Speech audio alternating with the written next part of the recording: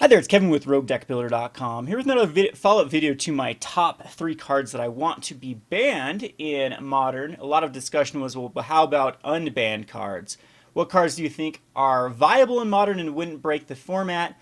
Maybe cards that have been previously viable that can that were banned but now are safe to unban. And we'll look over those real quick. So first of all, I just want to go down the entire list of the ban list. If you just Google Modern ban list, it will come up with Wizards official website here, and you'll see the official ban list. And the first one, this is very controversial, is Ancestral Vision, which is another suspend card that draws 3 cards. I don't like this card in Modern. People say, yeah, well, it takes a bunch of turns to draw you that cards, but it's basically another 1-mana spell for 3 cards that can actually be cheated into play with like cascade type effects. There's other ways to cheat into play as well. And there is already some broken things that can be done in Legacy with Ancestral Vision. A lot of it does have to do with cascading into it. But it's one of those, they've already banned Treasure Cruise and even fast draw spells like Ponder and Preordain that just help you go through your deck. And I do not think that this is a very, very, very healthy thing for the format. So I have my thumbs down for Ancestral Vision. The artifact lands are way too powerful in Modern. If you want to go play artifact lands in a format, go try Pauper, and it's still very, very powerful strategy, which is commons and uncommons in Pauper. This would, of course, just completely break Affinity, in my opinion, if we allowed the artifact lands and really make for some crazy, crazy turn 1 and turn 2 kills. Birthing Pod. This is an interesting one because the problem with Birthing Pod, the reason why they banned it, is it makes design in future sets very, very problematic. I think it was Siege Rider that really pushed this card over the top and made the Birthing Pods so consistent because it gave them a 4/5 beater that also did 3 damage and gained 3 life. So it was just amazing stabilization through the, especially the Kitchen Finks into the Siege Rhino was huge. And if you happen to have Malira on the board with Kitchen Finks, then you could just go for the kill through the Birthing Pod rather than the Siege Rhino. It just gave too much of a toolbox answer. And now that we have some other cards, though, in the format that I think could possibly shut down Birthing Pod, I think Kolaghan's Command is a very, very good answer to Birthing Pod, as it can kill the Birthing Pod and the turn that they put it out, like Birthing Pod and the bird will die, and that sets them back a little bit. They still get advantage out of it, because a lot of times when the pod player casts Birthing Pod, they immediately just activate it, because they'll be casting it for 4 mana, basically. 3, take 2 life, and then take 2 life again and tap. And it was... I don't think it's quite early enough to even have the discussion of taking this off the ban list because it was just recently banned compared to the rest of the cards on this list. And again, it creates that problematic design for future sets. Any sort of enter the battlefield type effect or thing that wants to die is going to be hard to print with Birthing Pod in the Modern mix. Blazing Shoal was one of the earliest bans. This card is just incredibly broken in a number of strategies. It is one of those free mana spells. You may remove a red card with converted mana cost X rather than paying its mana cost, and target creature gets plus equals 0. You throw this on any Infect card or any Double Strike card, and it's pretty much good game very, very quickly. There was turn 2 kills all the time with Blazing Shoal. Bloodbraid Elf. Now, here's one that's had a lot of discussions. I tend not to like the Bloodbraid Elf unbanning. It really made Jund very consistent, like cascading into a Liliana or even cascading into a Lightning Bolt. And now with Kolaghan's Command in the mix, I think that Bloodbraid Elf is way too powerful. I'm telling you, you have not seen the power level of Bloodbraid Elfing into a Kolaghan's Command. One of them, if they'd unban Bloodbraid Elf, I think that you would have to ban Kolaghan's Command, as it would just create too much value. And even without Kolaghan's Command, there's just so many other cards that work perfectly with Bloodbraid Elf. I think that Jund would start even splashing white for like Crackling Doom. That's another beautiful card to cascade into, as it just has so much advantage, sacking a creature in 2 life. And the mid-range Jund will definitely wreck any other type of like mid-range or aggro-based strategy and start to be an oppressive deck again. I think Bloodbraid, people said that it was mainly Deathrite Shaman because Bloodbraid was banned before Deathrite Shaman, and then Deathrite Shaman was banned shortly after because Jund was still broken. Yes, Deathrite Shaman just did too many things for one card, and maybe they should have tried that first before the Bloodbraid. But Bloodbraid follows the same problem that Birthing Pod follows, that any 3-drop or 2-drop that has a lot of value in the Jund colors is going to be problematic with Bloodbraid Elf in the format. So if they're going to design any more cards, specifically Kolaghan's Command, in the future sets, they have to be aware of the power level of Bloodbraid Elf. So I still think this card should be banned.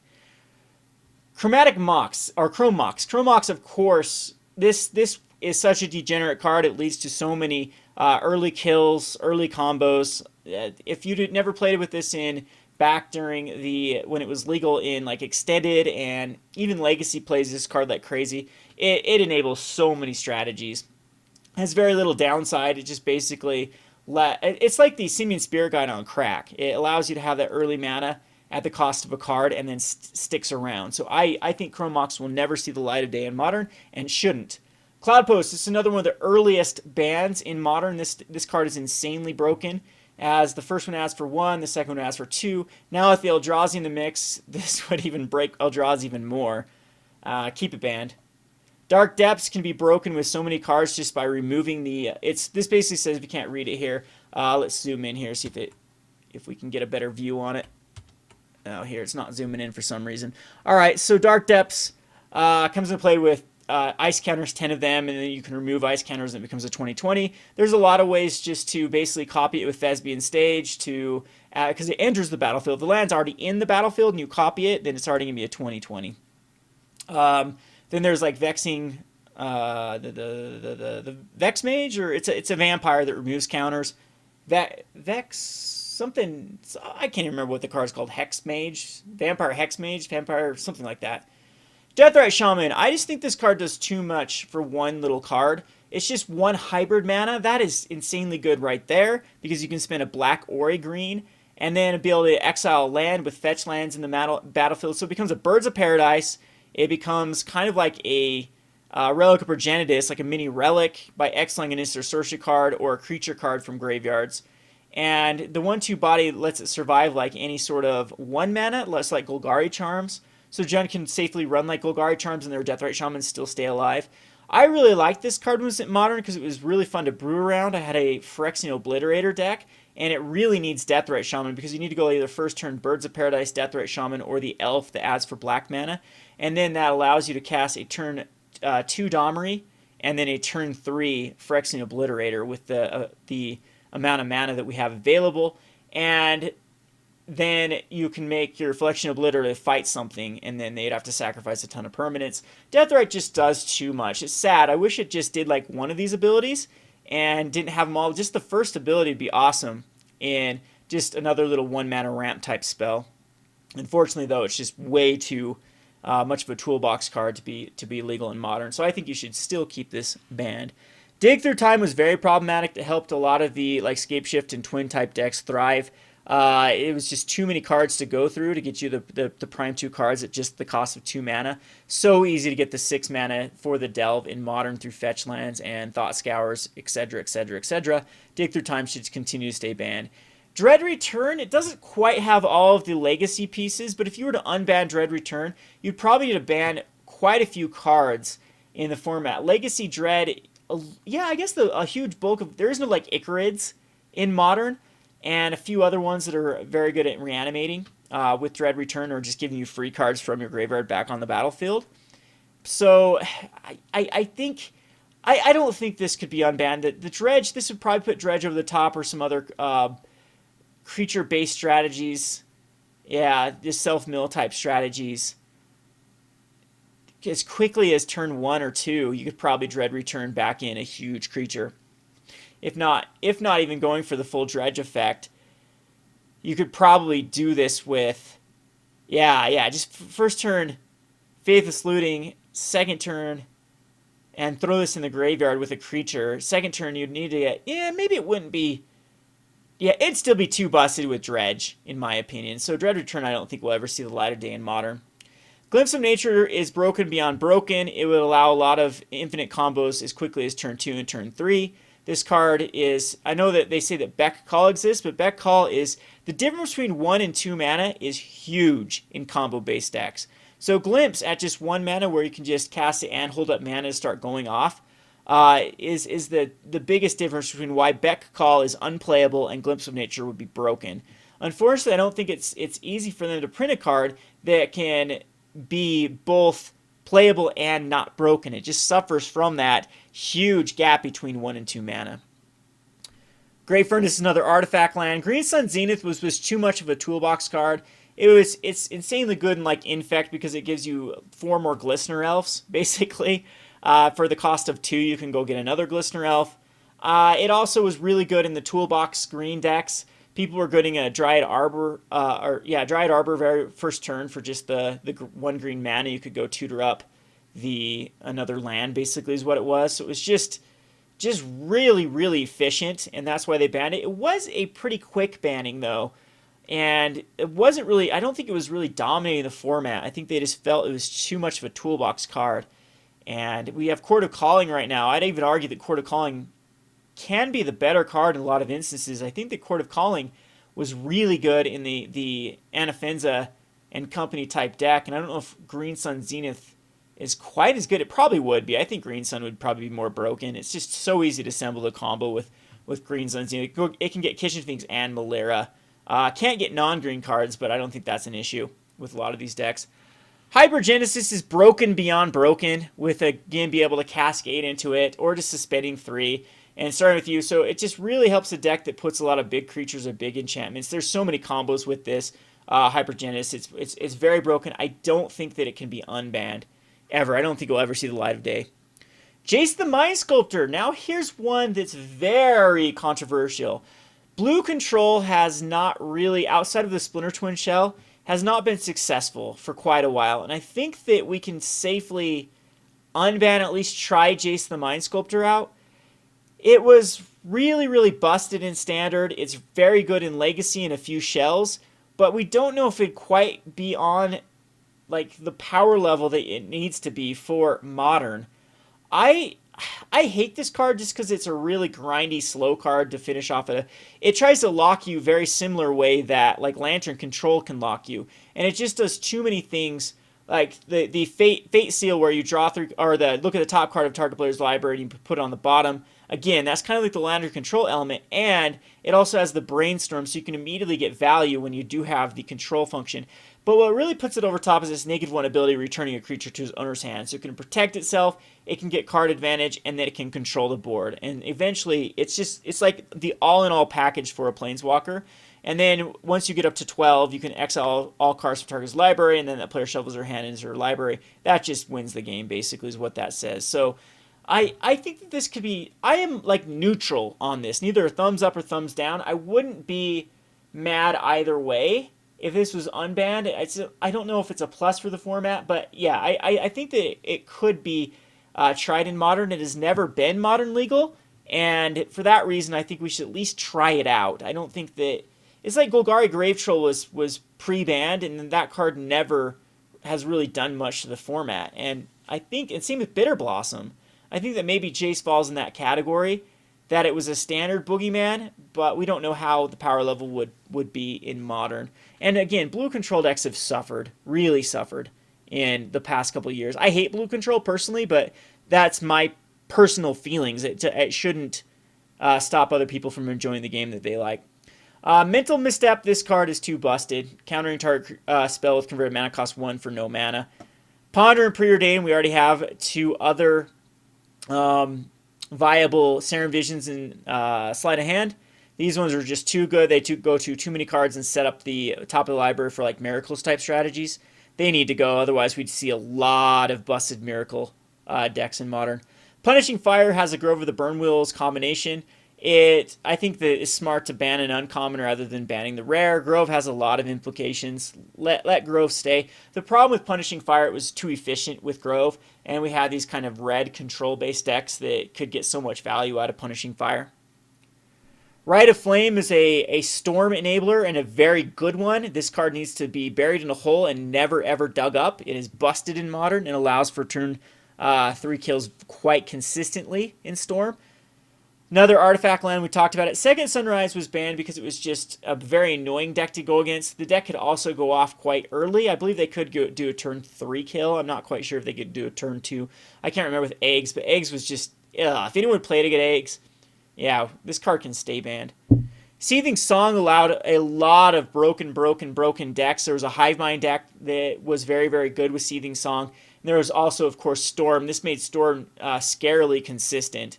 You could ban Pyromancer's Ascension and still, with Seething, an unbanned Seething Song, and it breaks so many other cards like Epic Experiment, probably even Commune with Lava would start to be broken, just the amount of mana you can generate past in Flames with the Seething Song, so it needs to stay banned.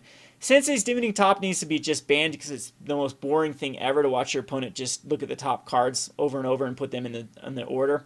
This is another Miracles enabler that I think that is bad for the format, so the Divining Top needs to stay banned. Skullclap is so busted. So busted.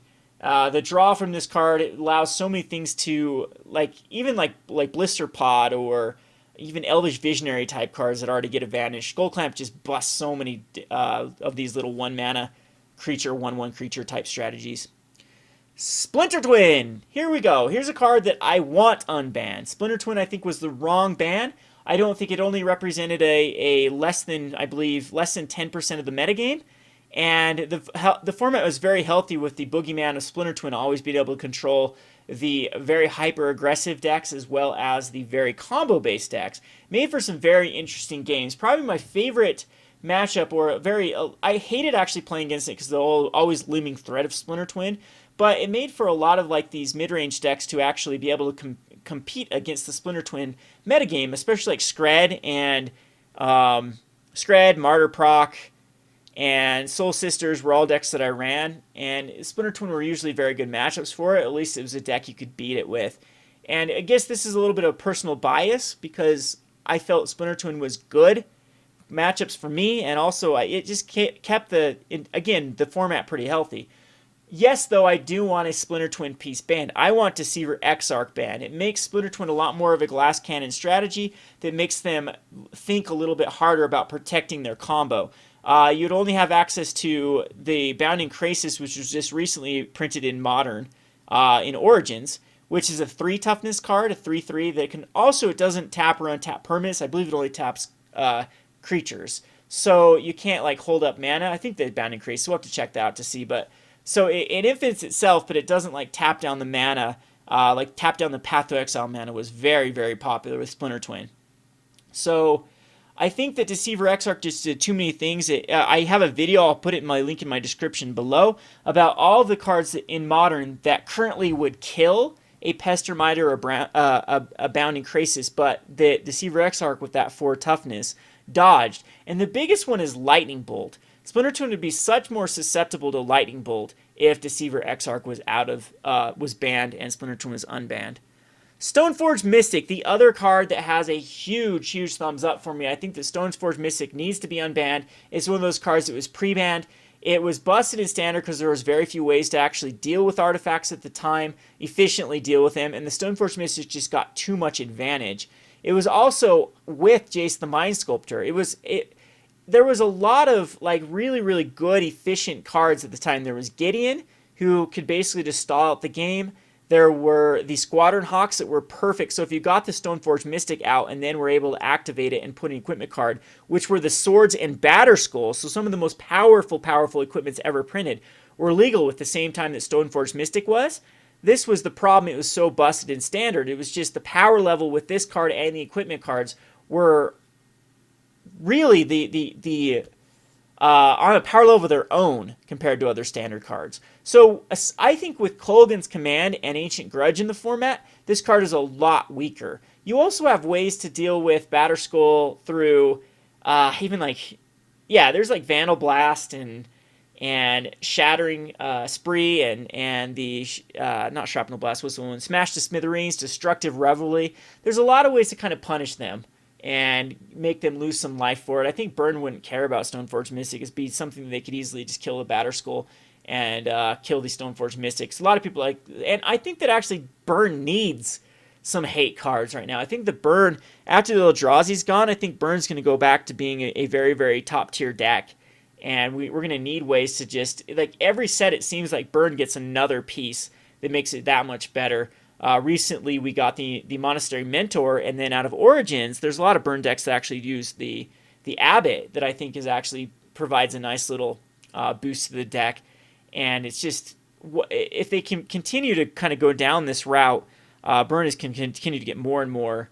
Let's just think if we get another white-red Burn spell, it's very efficient.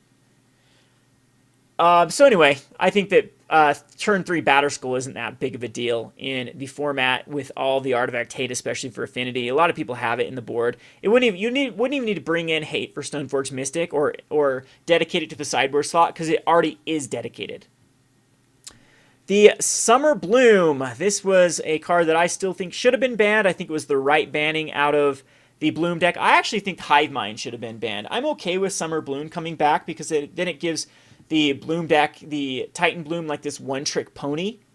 So I would say Summer Bloom is okay to be unbanned if they ban Hive Mind. That would be my trade-off.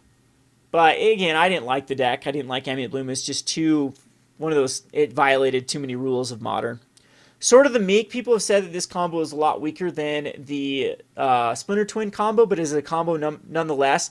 You get this with the Thopter Squadron, I believe, or Thopter, not Squadron, Thopter something, Thopter Foundry? Is that the card? And it becomes like infinite life and infinite 1/1s, because it automatically equips to a 1/1 creature. So for that reason, I don't know if Sword of the Meek, it suffers a lot more to hate since it is an artifact. It's a lot easier to kill a Sword of the Meek and a Thopter Foundry than it is to kill like the Splinter Twin combo. But there's a lot of people that I think, I don't know, we could try this out and see if it violates any turn 3 rules. I think that the quickest they can get it off would be turn 3. But it's a lot easier to punish this deck. I'm pretty neutral with this card because, again, people were talking about how broken Bitter Blossom was. And now maybe Sword of the Meek plus Bitter Blossom is going to be pretty broken. And a few other things. And maybe the Thopter would have to be banned to Sword of the Meek was unbanned. But it's one of those things that still is untested. We don't know how it would affect the metagame. So I'm neutral on the Sword of the Meek. Treasure Cruise. This can stay banned forever. It's too efficient. Treaty Tales is another artifact land. Vault of the Whispers, artifact land. And the Umezawa's Jit is just too, or Jitte, however you pronounce this card, is just way too efficient. Again, we do have a lot of hate cards for this card, but it's one of those cards that if you stick on just even like a Squadron Hawk, you get so much value out of it. It does. This card would be another great card to probably even throw into Infect. As the equipped creature is +2/+2, target creature gets -1/-1, and you gain 2 life. So it does like everything you need to do in one card. I do think that this is a card that could be unbanned.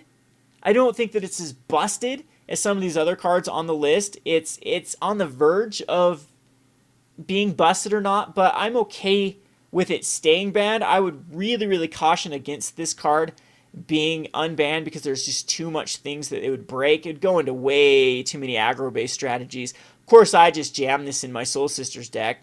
Squadron Hawks and Jitte is just insanely value. And then you'd have to have more artifact removal. I mean, Stony Silence exists, Ancient Grudge exists, Kolaghan's Command exists. All of those are very legitimate arguments. So again, I'd be okay with either this staying banned or unbanned. So drumroll please, this turns me to the top cards that I think should be unbanned in the Modern format. Honorable mention, which I think that should be put on the watch list, would be Bloodbraid Elf, other than I am leaning to having that card stay banned. The number 3 is Jace the Mindsculptor. I think that it's time for the discussion for Jace, and as much as I hate this card because I hated playing against it, I don't think that deserves a ban because it was so good in a standard environment. It has never been in Modern. That's unfair to Jace. Jace should at least be given the light of day, put it on a very caution list and say, hey, we're going to test this card out, but if it's too good, we will ban it. And so people that want to invest in this card, they can just kind of have that cautionary warning from Wizards that, hey, you invest in this, that you do at your own discretion because it's on the watch list. So Jace, under a very, very, very, very strict set of guidelines that if it ever does this, or that, or starts getting above 15% of the metagame, that it goes back to the ban list. Number 2, I think, is going to be Splinter Twin. I think Splinter Twin needs to come off the ban list. I don't think it was the right ban, and as I stated earlier, it's Deceiver Exarch that needs to be banned. I really do not think that this card is going to be a problem with Deceiver Exarch out of the format. If Wizards would just quit printing, I like the Bounding Crisis direction they went. I like it that it's only untap a creature, I believe. I'll have to check that. I might be completely wrong.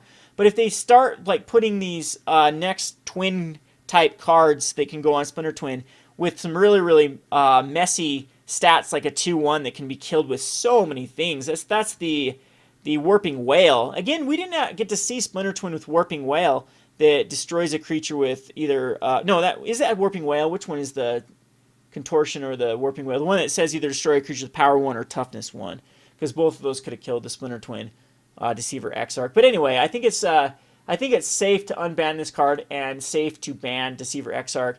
And then the Splinter Twins can start farming out the Infect and the Affinity decks and all these super hyper aggressive decks again. Because Electrolyze is very good versus those type of decks. And that looming threat of always being able to combo if you don't have a way to get rid of it is... I mean, Affinity and Splinter Twin are some very, very interesting matchups, how to combat it. I think it was very lopsided in Splinter Twin's favor, but the Affinity players are able to wiggle around it. It was fun to watch them do so.